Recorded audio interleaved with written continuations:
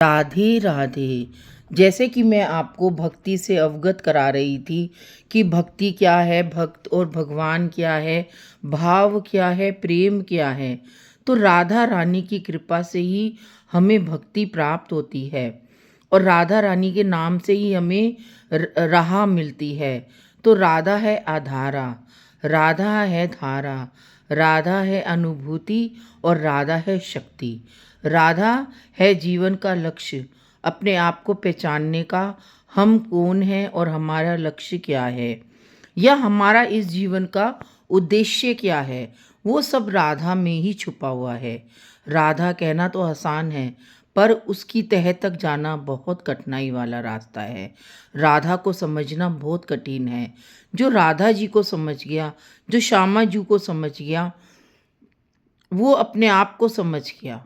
और जिसने अपने आप को समझा, जिसने अपनी आत्मा की अंतर्मुखी छत्र छाया में रहकर अपनी आत्मा को समझा, अपने परम ब्रह्मा को समझा, अपने ब्रह्म ज्ञान को समझा, अपने तत्व ज्ञान को समझा, तो वो ही समझो कि राधा रानी को समझ गया। क्योंकि ये सब जो कुछ है, हमें राधा रानी की कृपा से, राधा रानी की भक्ति से, राधे की शक्ति से और राधे की जो राधा रानी हमें राह दिखाती है, उस राह से हम ये सब प्राप्त कर सकते हैं। अब मैं आपको ये जो राधा रूपी तत्व के विषय से बता रही हूँ, ये मेरी 5th बुक है जिसमें मैंने राधा जी के ऊपर एक रिसर्च किया है। मिस आध्यात्मिकता के ऊपर एक रिसर्च किया है, भागवत जी की गहराई में एक रिसर्च किया है। तो मैं उसके भागवत में रहकर ही, भागवत की सीमा में रहकर ही मैंने ये पुस्तक लिखी है। और इसी पुस्तक के कुछ भाव मैं आपके सामने व्यक्त करना चाह रही हूँ और वही मैं व्यक्त कर रही हूँ। क्योंकि भक्ति है एक आसान डगर, भक्ति है आसान डगर, इस पर चलना है मुश्किल। भक्ति है आसान डगर, इस पे चलना है मुश्किल। पग पग पर लेता है परीक्षा परमात्मा, पग पग पर लेता है परीक्षा परमात्मा। कांटे भी देता है भक्ति में, हमारी राह में कांटे भी बहुत होते हैं, बस हमको सीधे चलना है, हमको सीधे चलना है। भक्ति की राह में खाई होती है, इधर भी खाई उधर भी खाई। अगर हम परमात्मा के दिए हुए रास्ते से सीधे चलते चले जाएं तो भक्ति की जो राह होती है वो सुगम होती ही चली जाती है। और हमारी जो पथरीली राह मिलती है, कटीली राह मिलती है, परमात्मा उसको उस राह में हमारे फूल बिछा देता है। चाहे कितना ही हमें विष दे, चाहे हमें कितना ही कोई हमें आलोचना करे, हमारी जो भी हमारे को भक्ति की राह में ये रोड़े ही तो होते हैं जो समाज के द्वारा या हमें भक्ति की राह से खींचते हैं। क्योंकि भक्ति जो करता है आज के जीवन में, लोग उसके भजन से भी चिढ़ते हैं। वो भजन भी गाता है तो भी चिढ़ते कि ये भजन कैसे गा रहा है। वो अगर लिखता भी है तो उसकी लिखाई पर भी लोग कहते हैं ये तो नकल मार के लिखता है। और जब वो यूट्यूब चैनल पे बोलता है और सबके सामने खुले में होकर बोलता है तो भी कहते हैं कि ये मीन्स भक्ति में ही अपने आप को समाये रखता है। तो भगवान कहता है कि तुम किसी तरीके से तो छोड़ो भक्ति की राह पे चलने के लिए। एक बार शिव जी और पार्वती जी जा रहे थे नंदी पे सवार होकर, तो सबको कहने लगे देखो नंदी बेचारे को कैसे इन्होंने कर दिया, और दोनों बैठ गए। फिर शिव जी ने पार्वती जी से कहा कि मैं नंदी के आगे आगे चलता हूँ, तुम नंदी पे बैठे रहो। फिर जब शिव जी आगे गए तो कहने लगे देखो कैसी पत्नी है, शिव जी पैदल चल रहे हो और ये नंदी पे बैठी है। फिर पार्वती जी कहने लगी चलो आप बैठो और मैं चलती हूँ। फिर आगे बढ़े तो सबने कहा कि ये देखो शिव जी बैठे हैं और पत्नी आगे चल रही है। फिर वो दोनों ही उतर गए। वो फिर सब ये कहने लगे कि अरे ये देखो जरा नंदी पैदल जा रहा है और ये भी पैदल जा रहे हैं देखो। तो शिव और पार्वती जी ने कहा कि ये एक दुनिया है, दुनिया किसी को खुश होकर नहीं दे सकती। अगर जब वो खुश होता है तो लोग चिढ़ते हैं, और अगर जब वो ही इंसान दुखी होता है तो उसका मजाक उड़ाया जाता है। जब भगवान ने राजा राम को नहीं छोड़ा, माँ सीता को नहीं छोड़ा, कृष्ण जी को नहीं छोड़ा, राधा, तो हम कौन हैं? हमें तो भगवान खींचेगा ही इस गहराई में, भक्ति की राह में जाने के लिए। क्योंकि भक्ति के आगे आगे 4 कदम पर माया चलती है, और जो माया को समझ गया वो भक्ति रूपी तत्व को भी समझ जाता है, और माया रूपी तत्व को जो समझ गया वो भक्ति में अपने आगे चढ़ता है और सुदृढ़ रूप से चलता है। आज मैं भी भक्ति करती हूँ, मैं भी भजन गाती हूँ, तो लोग मेरे भजनों से चिढ़ते हैं।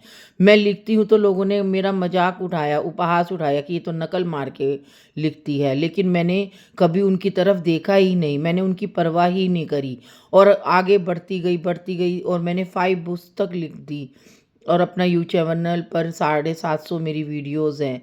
अगर मैं पहले ही शर्मा कर पीछे हट जाती तो मैं आज आगे इतने कैसे बढ़ती। और जहाँ पर मैं भक्ति करती हूँ, जहाँ मैं कीर्तन में जाती हूँ, आज भी वो लोग वही के वही हैं। वो सिर्फ़ पैसों को ही आज भी वो लोग पैसे को ही सर्वोपरि मानते हैं। जो 11,000 देता है उसको अच्छा मानेंगे, जो 21,000 रुपये देता है उसको अच्छा मानेंगे।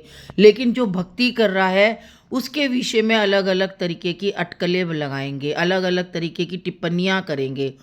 चाहे वो बीमार है होगा तो भी उसके ऊपर टिप्पणी करेंगे कि वो देखो आ नहीं रहा है। तो भगवान, मैं कहती हूँ कि अरे जो बीमार है उसको तो छोड़ दो तुम, उसके ऊपर तो टिप्पणियाँ मत करो।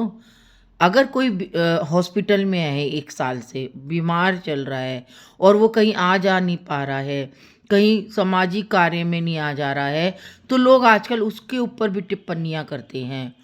तो मैं लोगों की सोच को, कितनी गंदी सोच हो गई हमारे समाज में कि जो भी कोई अच्छा कार्य भी कर रहा होता है तो उसको, उसके कार्य को लोग पीछे पछाड़ते हैं, उसको आगे नहीं बढ़ने देते हैं। लेकिन मेरा हृदय भक्ति में इतना प्रबल है, इतना प्रबल है कि मैं भी इन सब चीज़ों की परवाह नहीं करती हूँ, और आगे बढ़ती ही चली जाती हूँ, क्योंकि मुझे तो आगे बढ़ना है ना। मुझे तो परमात्मा का आशीर्वाद है, परमात्मा की अनुभूति है, परमात्मा का एक मेरे अंदर एक अंश है, वो मैं महसूस करती हूँ। और बिगर महसूस करे मैं आपके समक्ष ये भाव नहीं, आज मैं निडर होकर कह सकती हूँ कि भक्ति के बिना हमारा जीवन अधूरा है।